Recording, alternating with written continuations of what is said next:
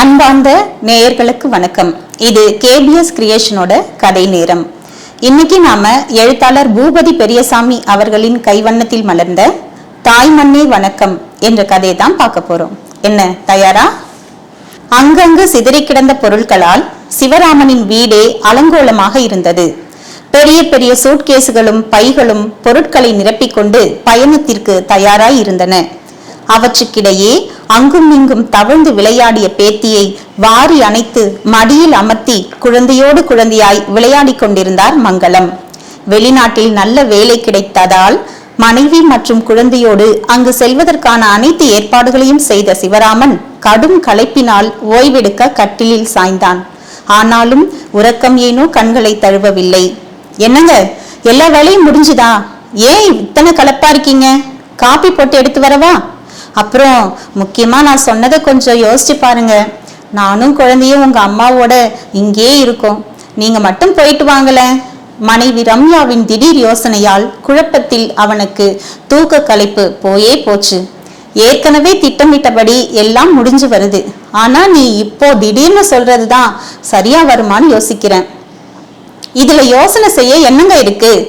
நம்ம குழந்தையோ 7 மாச பச்சை புள்ள. அத்தைக்கு வயசு 70 ஆகுது. உங்க யோசனைப்படி ஒரு வேலைக்காரிய வச்சு அவங்களை கவனிக்கலாம்னா இப்போ இருக்கிற சமூக சூழல்ல நாம பாக்குற படிக்கிற செய்திகள் எல்லாம் அப்பப்பா பயமா இருக்குங்க. அத்தைய முதியோர் இல்லத்துல சேர்த்து விடவும் எனக்கு விருப்பம் இல்லைங்க என்றாள் ரம்யா. சிறு வயதிலேயே தாயை இழந்த அவளுக்கு புகுந்த வீட்டில் அத்தை மங்களம் ஒரு தாயாய் அரவணைத்து நன்கு கவனித்து வந்தவர்.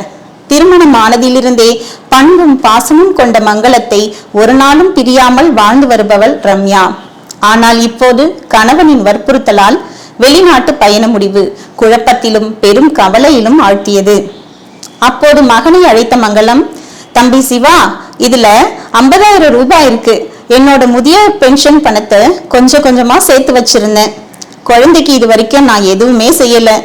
இன்னைக்கே டவுனுக்கு போய் ஒரு செயின் எடுத்துட்டு வாப்பா. நீங்க ஊருக்கு போகும்போது அதை போட்டு அழைச்சிட்டு போகலாம்.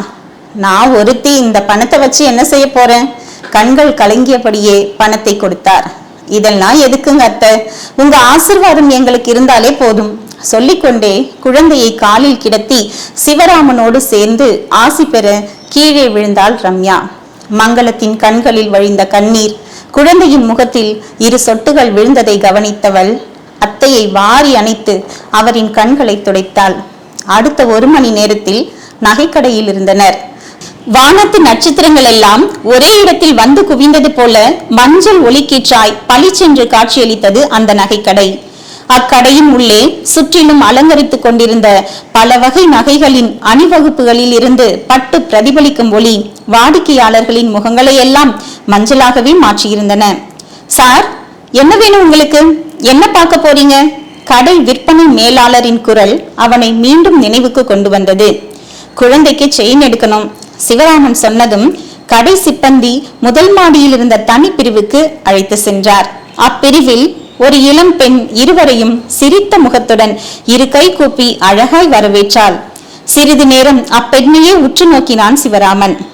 அவ்வளவு விலையுயர்ந்த நகைகளுக்கிடையே அமைதியாய் வாடிக்கையாளர்களை கவனித்துக் கொண்டிருந்த அப்பெண்ணின் காது, கழுத்து மற்றும் கைகளில் பிளாஸ்டிக் கம்மலும் வளையலும் மணிகளுமே இருந்தன. தேடி வரும் வாடிக்கையாளர்கள் அனைவரையும் உபசரித்து பல லட்சம் மதிப்புள்ள நகைகளை சர்வ சாதாரணமாக கையாண்டு கொண்டிருந்தாள் அப்பெண். வணக்கம் மேடம், பிளீஸ் உட்காருங்க. காஃபி, ஜூஸ் குடிக்கிறீங்களா? ஆங்கிலத்தில் இருந்த அவளது உபசரிப்பு ரம்யாவையும் உற்று நோக்க வைத்தது. அடுத்த சில நிமிடங்களில் செயினின் வகைகள் இவர்களின் எதிரே அணிவகுத்தன. ஒவ்வொன்றையும் குழந்தையின் கழுத்தில் வைத்து பார்த்து எதிரில் இருந்த கண்ணாடியில் தெரிந்த கூடுதலான அழகை ஒரு மெல்லிய புன்னகையுடன் ரசித்துக் கொண்டிருந்தாள் ரம்யா. அப்போதெல்லாம் ஒவ்வொரு நகையின் சிறப்பையும் விலையையும் ஆங்கிலம் கலந்த தமிழில் சளைக்காமல் விளக்கி கொண்டிருந்தாள் விற்பனை பெண். பரபரப்பான அக்கடையில் துருதுருவென வியாபாரம் செய்யும் அவளின் ஒவ்வொரு செயலையும் வியந்து ஆச்சரியமாய் பார்த்து கொண்டிருந்த சிவராமனுக்கு அவளை பற்றி விசாரிக்க ஆவல் அதிகமானது. முதலில் ரம்யாவை நினைத்து பயந்தவன் ஒரு வழியாய் தைரியத்தை வரவழைத்து கொண்டு, நீங்க என்ன படிச்சிருக்கீங்க? நல்ல ஆங்கிலம் பேசுறீங்களே என்றான். பிடெக் என்று சாதாரணமாய் சொல்லிவிட்டு தன் வேலையை தொடர்ந்தாள் அவள். ரம்யாவுக்கு எரிச்சல் வந்தது. நகை வாங்க வந்தாரா, பெண் விசாரிக்க வந்தாரா? வீட்டுக்கு வரட்டும், பேசிக்கிறேன். மனதுக்குள் பொறுமினாள். அதை கவனத்தில் கொள்ளாத சிவராமன் மீண்டும் அவளிடம், பிடெக் படிச்சுட்டு ஏமா இந்த வேலைக்கு வந்தீங்க? இங்க எவ்வளவு சம்பளம் தருவாங்க?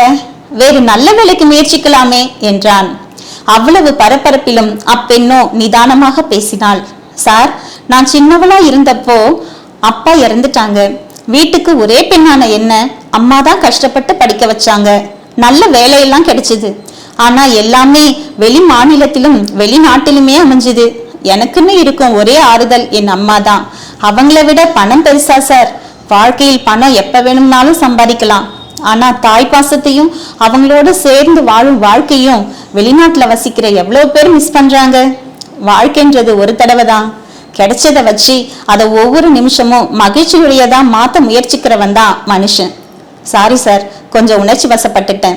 கலங்கி இருந்த கண்களை துடைத்து கொண்டு மீண்டும் இயல்பாய் அவளது வேலையை இன்முகத்துடன் தொடர்ந்தாள். அவள் சொன்ன வார்த்தைகள் கடையில் இருந்த நகைகளை எல்லாம் விட பளீர் என ஜொலித்தன. மேலும் யதார்த்தமாய் பேசியவளின் சொற்கள் அவனது நெஞ்சை ஆழமாக கீறிவிட்டதை உணர்ந்தான் சிவராமன். அடுத்த அரை மணி நேரம் அவனது நினைவுகள் அவனிடம் இல்லை. என்னங்க, எல்லாம் முடிஞ்சது, போலாமா? சீக்கிரமா போனா மடமடன்னு அடுத்த வேலையை பார்க்கலாம். ரம்யாவின் குரல் கேட்டதும் நினைவு திரும்பியவனாய், ஆமா, எல்லாமே முடிஞ்சது, இனி முக்கியமான வேலையை பார்க்கணும் தான். சிவராமனின் வார்த்தைகள் புரியாமல் அங்கிருந்து புறப்பட்டு வீடு வந்தடைந்தாள் ரம்யா. உடனே நண்பனை செல்லில் அழைத்தான். டேய் பாலா, அந்த ஏர் டிராவல்ஸ்ல சொல்லி டிக்கெட்டை உடனே கேன்சல் பண்ணிடுடா என்றான். அடுத்த சில மணி நேரங்களில் நிரம்பியிருந்த சூட்கேஸ்களும் தோல்பைகளும் திணிக்கப்பட்டிருந்த பொருட்களை இழந்து பழைய இடத்திற்கே இடம் மாறின. மங்களம் மட்டும் கூடாரத்தில் ஒன்றும் புரியாமல் அமைதியாய் அமர்ந்திருந்தாள். கணவனின் முடிவை புரிந்து கொண்ட ரம்யா மகிழ்ச்சியில் துள்ளினாள். குழந்தையை மங்களத்தின் மடியில் கிடத்திவிட்டு செல்லமாய் அத்தையின் தோளில் சாய்ந்து கொண்டு ஆனந்தத்தில் கண்கள் கலங்கினாள். கடந்த சில நாட்களாய் அடித்த வெயிலுக்கு ஆறுதலாய் அப்போது மழை பெய்ய ஆரம்பித்தது. ஈரத்தில் பிறந்த தாய் மண்ணில் இருந்து வெளிவந்த வாசம் சிவராமனுக்கு ரம்யமாகவே இருந்தது.